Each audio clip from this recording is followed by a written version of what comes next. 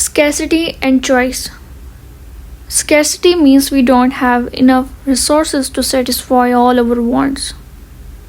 Choice means we must decide what to use our limited resources on. We all want many things: food, clothes, trips, money. But the problem is we don't have unlimited money or time or energy. So we must choose. Every choice we make comes with a cost. The thing we didn't choose, that's called the opportunity cost. Let's say you have 200 rupees. You can either buy a burger or go to the cinema. You can't do both.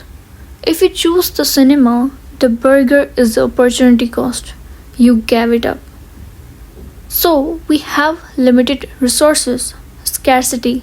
So we must make choices. Every time we choose something, we are giving up something else. That's how life and economics work. Purposeful behavior means we make choices for a reason, to get the most benefit or satisfaction.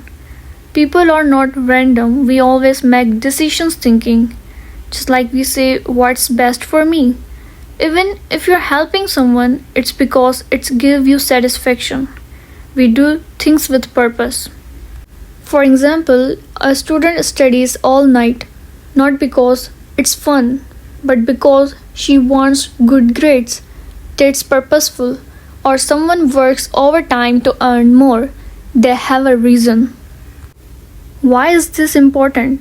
Because in economics, we assume people want to maximize their benefit. It helps economists to understand behavior, why we buy something, why we work, why we save money.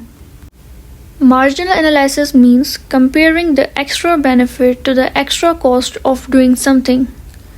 Marginal simply means extra. So when we do something, we ask, is this worth doing a little more? Will I get a more benefit than the cost? So, for example, you have already eaten 2 slices of pizza. Now you want a third one. Ask yourself, will I enjoy this slice? Means benefit. Will I feel too full or waste money? Means cost. If benefit is greater than the cost, you go for it. If not, you stop. Why it matters? Every decision in life like this, small choices, step by step. Should I study 1 more hour? Should I sleep 30 minutes more? We always compare the extra benefit versus extra cost.